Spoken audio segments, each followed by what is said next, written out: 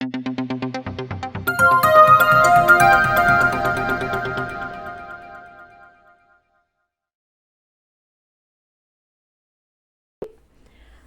Standard English Unit 5 poem The River, Caroline Ann Bowles. இந்த போயமோட book back answers பார்ப்போம். First one glossary. First one foliage, a cluster of leaves, flowers and branches. கொத்தான இலைகள், மலர்கள் மற்றும் கிளைகள். Then second one glancing, touching or hitting something lightly from the side without causing much damage. சேதத்தை ஏற்படுத்தாமல் மலர்களை ஆறு உரசி போகிறது. Then third one swelling, becoming greater in intensity or volume. Becoming greater or intensity or volume ஆறு கிளை நதிகள் இணைவதால் இல்லைன்னா பெரிதாகி ஓடுறது. Then fourth one rose banks. Answer river banks were roses appearing long. அது ரோஜா பூக்கள் உள்ள ஆற்றங்கரைகள். Fifth one impetuous, acting quickly and without thought or care. விரைவாக சிந்தனையுடனும் அக்கறையுடனும் செயல்படும். Next sixth one tending.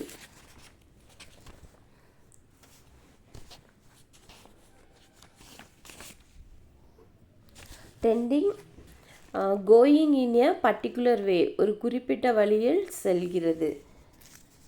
Next seventh one headlong, with the head first and the rest of the body following.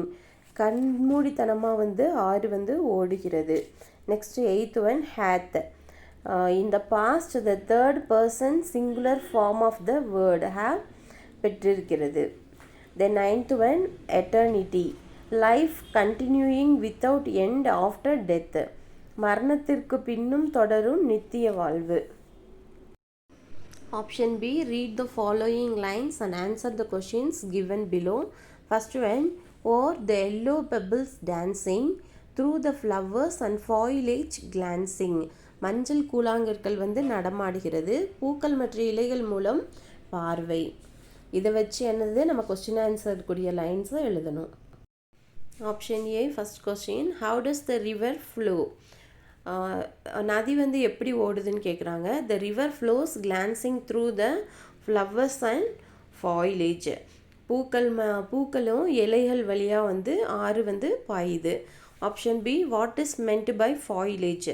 தலை என்றால் என்னன்னு கேட்குறாங்க. Foliage means the leaves of plants. ஃபாயிலேஜ்னா என்னது? தலை. தலை என்றால் தாவரங்களோட இலை என்று பொருள். Second one, river, swelling river, on you rush through rough and smooth. நதி ஓடும் நதியே, நீங்கள் கடினமான மற்றும் மென்மையான வழியில் ஓடி செல்லுங்கள். அதோட question option A, why does the poet mention the river to be swelling அப்படின்னு சொல்கிறாரு. கவிஞர் நதியை பார்த்து ஏன் பெருக்கெடுத்து கொள்கின்றான்னு கேட்குறாரு. The answer the river is in flood. ஆற்றில் வெள்ளம் பெருக்கெடுத்தனால அது பெருக்கெடுத்து ஓடுது. Then option B, what are the surfaces the river flow through. அது நதி பாயும் மேற்பரப்புகள் என்னன்னு கேட்குறாங்க. The river flows through the rough and smooth surfaces. அந்த நதி எப்படி போகுது? கரடு முரடம் மற்றும் மென்மையான இடங்களில் நதி பாயுது. Third one, over rocks by rose banks sweeping like impetuous youth. Over பாறைகள், அப்புறம் ரோஜா வங்கிகளில் துடைத்தல் துடிப்பான இளமை போல. அதோட question where does the rose grow. ரோஜா கரைகள் ரோஜா வளர்றது. Answer the rose grows on the rose banks. ரோஜா கரையில் என்ன பண்ணுது? ரோஸ் வளருது. Then option B, which stage of man is compared here. எந்த நிலை மனிதனை இங்கே ஒப்பிடுறாங்கன்னு கேட்குறாங்க. The youth of man is compared here. இளமையான மனிதனை இங்கே ஒப்பிடுறாங்க. Fourth one, broad and deep and still as time, seeming still yet still in motion. பரந்த மற்றும் ஆழமான மற்றும் இன்னும் நேரம் இன்னும் அசையாமல் இருப்பது போல் தெரிகிறது அப்படின்னு இந்த சென்டென்ஸ். இதோட கொஸ்டின் என்ன, what is broad and deep? பரந்த மற்றும் ஆழமானனா என்னன்னு கேட்குறாங்க. The river is broad and deep. நதி எப்படி இருக்குது, அகலமாக பறந்து இருக்குது. Then option B, is the time still அப்படின்னு கேட்குறாங்க. நேரம் இன்னும் இருக்கிறதான்னு. Yes, the time is still. நேரம் வந்து இன்னும் இருக்கிறது. Then fifth one, tending onwards to the ocean just like moral prime. இந்த மீனிங் என்னென்னா, சமுத்திரத்தை நோக்கி செல்வது வந்து மரண பிரைம் போன்றதுன்னு சொல்கிறாங்க. Option A question, where is the river flowing to? நதி எங்கே போகுது அப்படின்னு கேட்குறாங்க. நதி கடலில் வந்து பாயுது. River is flowing to the ocean. Then option B, what does the poet mean by moral prime? Moral பிரைம்னா என்ன, அதோட அர்த்தம் என்னன்னு கேட்குறாங்க. Moral prime means a man in the best of his life. Moral பிரைம்ங்கிறது என்னென்னா வாழ்க்கையில் ஒரு சிறந்த மனிதன் என்று பொருள்படுமா. Option C, read the following lines and answer the questions. First one, bright your sparkle on your way, o'er the yellow pebbles dancing, though the flowers and foliage glancing, like a child at play. Pick out the rhyming words. இதில் என்ன rhyming words இருக்குன்னா, the rhyming words are way, next வந்து play, then dancing, glancing. And second question, mention the rhyming scheme of the poem. The rhyming scheme என்னன்னு கேட்டிருக்காங்க. The rhyming scheme of the poem is Abba. ABBA. அப்பா. Third one, through the flower and foliage glancing, like a child at play. Mention the figure of speech used in the above line. Give various other example from the poem. மேலே உள்ள வரியில் பயன்படுத்தி அதோட உருவ பேச்சை குறிப்பிட சொல்லியிருக்காங்க. மேலும் இதில் இந்த லைன்ஸில் வச்சு சில எக்ஸாம்பிள்ஸ் கொடுக்க சொல்லியிருக்காங்க. The figure of speech used is smile. The other examples for smile in this poem, இந்த போயத்துக்கு வேறு எக்ஸாம்பிள்ஸ் என்னென்னா, லைக் இம்பீடியஸ் யூத், லைக் உற்சாகமான இளைஞர்களை போல. Then second one, just like a model prime போல. தென் ஸ்டில் அஸ் டைம், இன்னும் நேரம் இருக்குது. Then like eternity, fourth one, நித்தியத்தை போல. Fourth one, seeming still yet still in motion. Pick out the words in alliteration from the above line. இன்னும் இந்த அசைவில் இருக்கிறது போல் தெரிகிறதுன்னு சொல்லிட்டு மேலே உள்ள வரியில் உள்ள சொற்களை வந்து தேர்ந்தெடுக்க சொல்லியிருக்காங்க. The alliteration words are seeming, still and still. Then B, identify other examples from the poem for alliterations. இன்னும் வேறு எக்ஸாம்பிள்ஸ் எல்லாம் எடுக்க சொல்லியிருக்காங்க போயமில். First one, river river little river. இதில் river river river. Then second one, through the flowers and foliage glancing. இதில் வந்து flower foliage. Then third one, river river swelling river. இதில் ரிவர் ரிவர் ரிவர்னு வருது இல்லையா, இதை வந்து அண்டர்லைன் பண்ணிக்கோங்க. Fourth one, on you rush through rough and smooth. இதில் ஒரே மாதிரி இருந்தால் rush rough. Then fifth one வந்து over rocks by rose bank sweeping. இதில் rocks rose. Then sixth one, river river brimming river. Brimming river இதுலேயும் 3 rivers. Then seventh one, river river headlong river. இதுலேயே river river river. Eighth one, down you dash into the sea. இதில் down dash. Then ninth one, sea that line hath never sounded. இதில் சியும் சவுண்டடும். Next 10th one, sea that sail hath never rounded. இதில் sea and sail. And 5th one, pick out the examples for the epithet from the poem. இந்த போயம்லேருந்து epithet examples வந்து choose பண்ண சொல்லியிருக்காங்க. அது அடைமொழிக்கான உதாரணம். The first one, little river swelling river, brimming river, headlong river. Then sixth question, pick out the example for imaginary from the poem. போயம்ல இருந்து என்ன சில example இமேஜினரியாக வந்து சில எக்ஸாம்பிள்ஸ் எடுக்க சொல்லியிருக்காங்க. Yellow pebbles, dancing, brawling, leaping, then dash into the sea.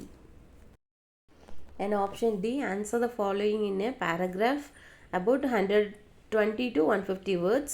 First one, how does the poet bring about the comparison of life with the river?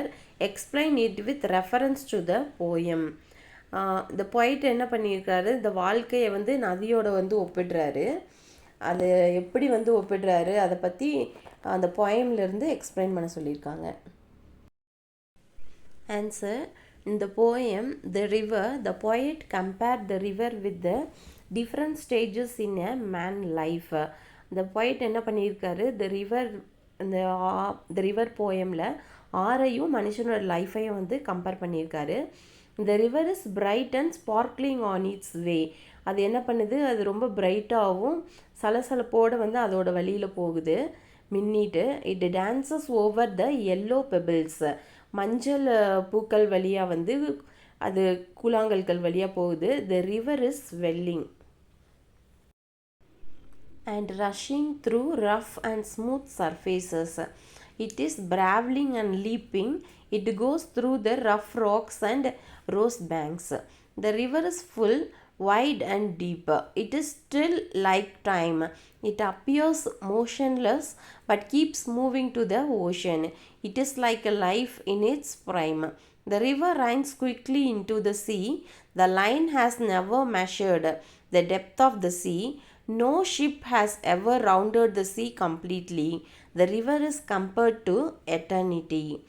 இந்த பூக்கள் மற்றும் பசுமையாக வந்து பார்க்குது. ஆற்றில் வந்து வீக்கம் மற்றும் கரடுமுரடான மென்மையான பரப்புகள்லாம் வந்து இந்த நதி பாயுது. இது சச்சரவு செஞ்சு என்ன பண்ணுது, நல்ல சலசலப்போடு குதிச்சிட்டு இருக்கு. இது கரடுமுரடான பாறை மற்றும் ரோஜா பூக்கள் எல்லாம் கடந்து அந்த வழியாக போகுது. இது அகலமான மற்றும் நீளமாக இருக்குது, இன்னும் நேரம் போல் இருக்கிறது. வேறு என்ன, கடலுக்கு இது வந்து நேராக போகுது. இதுக்கு வந்து நதி எப்படி, இது ஒரு உயிர் போன்றது. நதி வேகமாக வந்து கடலில் கலக்குது. மற்றும் எந்த கப்பலும் வந்து கடலை வந்து இது வரைக்கும் முழுமையாக சுற்றுனதில்லை. அதோட நதி வந்து நித்தியத்தோடு வந்து இது ஒப்பிடப்படுது.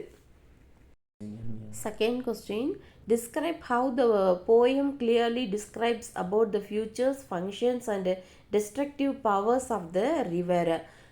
ஆற்றோட அம்சங்கள், அதோட செயல்பாடு, அழிவு சக்தி பற்றி இந்த போயம் வந்து நமக்கு எப்படி வந்து விவரிக்குதுன்னு வந்து கேட்டிருக்குறாங்க. Answer, a river is a natural source of water. நதி எப்போதும் நமக்கு வந்து இயற்கையானது. Small rivers can be referred as a stream, brook and rill. Rivers are the part of the hydrological cycle. Water generally collect in a river from precipitation.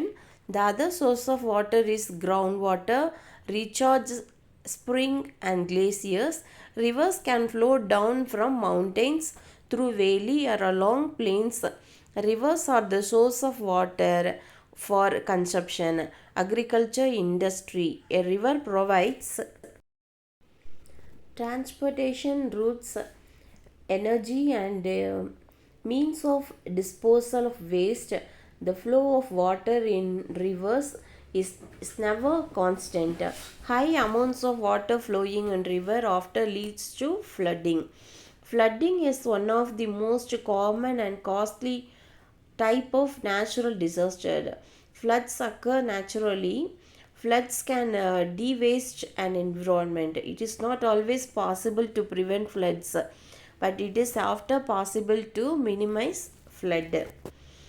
நதி என்பது எப்போவுமே வந்து இயற்கையானதுன்னு சொல்கிறாங்க. நீர் ஆதாரம் நமக்கு சிறிய ஆறு, ஓடை மற்றும் ரில் இது போன்று குறிப்பிடலாம். நிறைய இருக்குது ரிவர்ஸில். நதி வந்து நமக்கு என்ன பண்ணுது வந்து நீர்னால் வந்து சுழற்சியில் ஒரு பகுதியாக வந்து இருக்குது. அப்புறம் நீரூற்று மற்றும் பனிப்பாறைகள்லேருந்து வந்து என்ன பண்ண, மலைகள்லாம் வந்து நமக்கு வந்து தண்ணீர் கிடைக்குது. இந்த விவசாயத்திற்கு தொழிற்சாலைகளுக்கெல்லாம் நமக்கு நிறைய தண்ணி கிடைக்குது. ஒரு நதி போக்குவரத்து பாதைகள், ஆற்றல் மற்றும் கழிவுகள் அகற்றுவதற்கான வழிமுறைகள்லாம் நதிகளில் ஓட்டம் எப்போது சீராக இருக்காது. சில நேரம் அதிக அளவு தண்ணீர் வரும். வெள்ளப்பெருக்கு வரனால அதிக அளவு நீர் பெரிய அளவு பேரழிவுகள்லாம் ஏற்படுத்தும். நிறைய வெள்ளம் வரும். அப்புறம் நம்ம சுற்றுச்சூழலை அது பாழாக்கிரும். வெள்ளத்தை தடுப்பது எப்போவுமே சாத்தியம் இல்லை. ஆனால் வெள்ளத்தை குறைக்கிறது சாத்தியம்.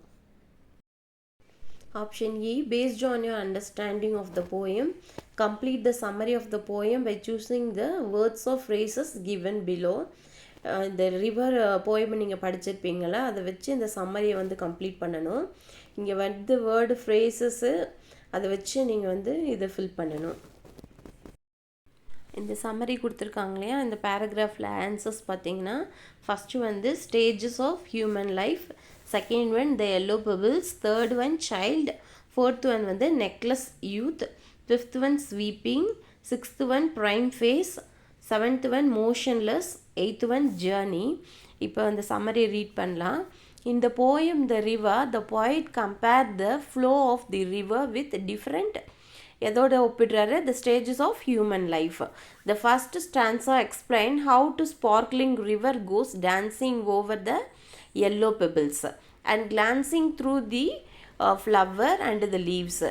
These acts of river is compared to a curious and innocent child at play. The second stanza compared the river to a reckless youth who goes through rough and smooth patches of life.